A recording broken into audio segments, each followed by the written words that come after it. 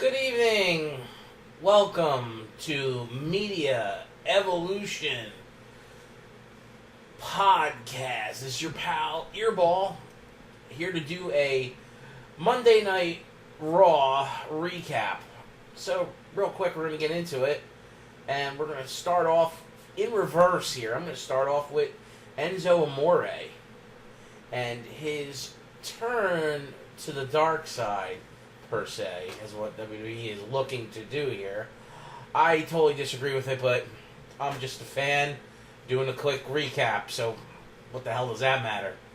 I still think he's a babyface with his character, but he's doing heel things, so they're going to portray him as a heel, even though the heel getting beat up to a pulp by the whole division kind of doesn't make sense. Usually heels do, dastardly things, and then they just win or beat up the baby face and move on. He's kind of making fun of everyone, and then they're beating him up. I don't know. I definitely think this is a main storyline that has portrayed over the last few weeks of where the WWE is going with their overall storylines on Raw. And even SmackDown too, but they're doing things a little differently on that show. We'll get into that on the SmackDown recap.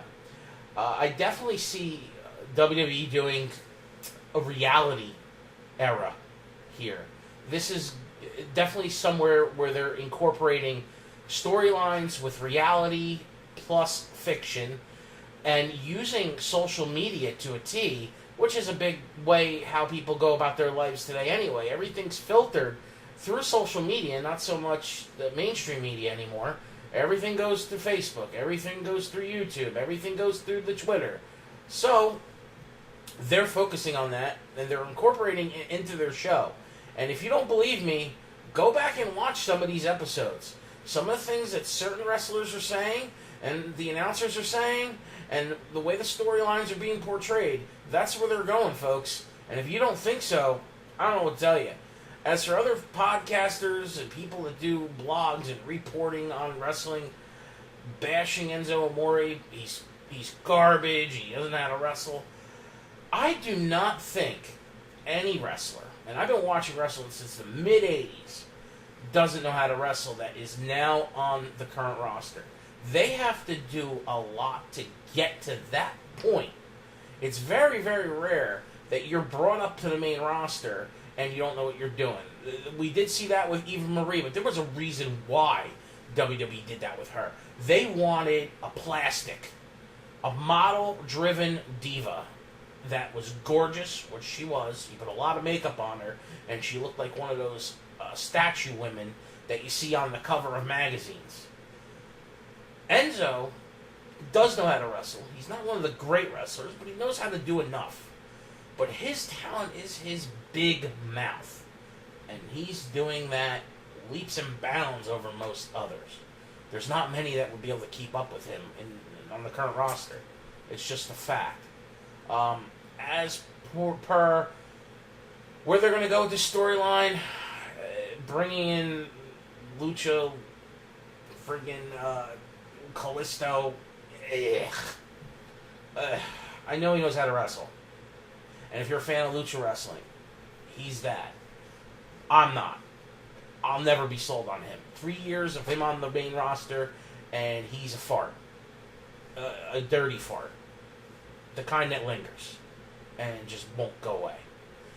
Part of that is creative deconstruction with bad storylines, but the other part is he can't talk worth a crap. He's botch-a-mania worthy. I mean, go back and look at some of his matches. When he was a tag team partner, he botched. When he's a singles competitor, he botched. And don't give me the crap as, he does high-flying, high-risk maneuver moves. So did a lot of wrestlers back in the day when I was watching as a kid, and they didn't botch nowhere near as much as this guy. And they got pushed a hell of a lot less. Now, the business has changed a lot, too. And I don't want to sound like I'm ranting being a fanboy or being, someone that wants to just divulge into the fact that I kiss butt and want to be, in with the WWE. I could care less about that. I'm here to help this whole sports entertainment genre in general on YouTube, and to help the fans better understand where the product is going. I'm here to help save wrestling by adding some commentary that is legit, not watered down, but not spiced up to be total bullshit and hi, I'm going to catch attention because I'm crazy, or I'm loud, or I'm vulgar, or I'm just going to totally be a smart mark that trashes the business and trashes what they're trying to do. There's things that fail, there's things that succeed. You cannot hit a home run every damn time. Could there be better storylines? Yes, but we also don't know how many people are writing for the creative team. This isn't like years ago where there was only a few people. There is at least a dozen, if not more. And you got to realize, too, their roster is huge. But go back in the day. Go back, look, 15 years ago even. Look when Cena first came up. There was a huge roster back then. It was almost as big as it is now on each show. So, everybody's saying, oh, you need to trim the fat. You need to do this. You need to do that. You guys are literally driving yourselves insane. And you got to stop that. Just take it for what it is. If you don't like it, don't watch it. That is the clearest way you can send a message to them to fix their stuff. I don't want to curse too much because eventually I want to get monetized, and I don't want to be demonetized. My very first podcast, so I'm learning here not to swear, even though I can have a truck driver mouth. Now, I see good things here with Enzo. I see bad things. But I definitely want to see where this goes. So give it time. It's a seed. And then first it was a seed. They planted the seed. Now they added some water to it. Let's see if the plant grows into a nice flower. Oh, moving on. Looks like we're going to get a Shield reunion. Involving The Miz and his Miztourage and Roman Reigns with the tag team champions and the former tag team champions. Now, people here are bashing this whole thing, too, saying, oh, why do we need the Shield to come back only to help crown King Roman? I mean, come on. I'm tired of hearing these podcasters, and some of them I follow for years, constantly complaining about Roman Reigns. The guy does good work. He is the modern day John Cena? Maybe, no. John Cena had a little more flair and attitude to him. Maybe he's more like Diesel. Because Big Daddy Cool, Kevin Nash, he was not too talkative. He could talk, he could do promo. Roman can do it. He's not great at it, but he can do it.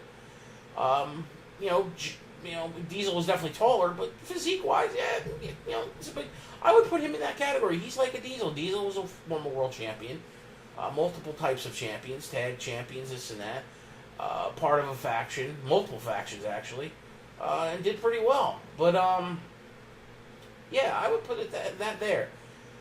This all on Raw stems from the fact that Lesnar's not on TV. Now, I for one don't mind it. People bitch that Lesnar's got the title when it should be on someone like Reigns or Samoa Joe or Braun Strowman. I won't disagree with you on that point. But I understand what they're doing with Lesnar. He is the real deal. He's ex-world champion in mixed martial arts, which is real. We know wrestling's real, but it's deemed as simulated combat with storylines.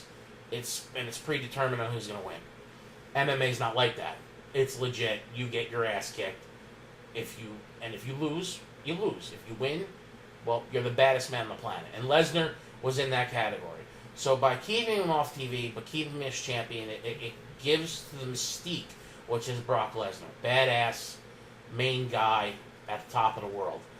Boxers don't defend their title every month, every 2 months. It takes months for World Heavyweight Championship boxers to defend their titles. So him being off 3 or 4 months, I really don't mind it. Other people complain, whatever.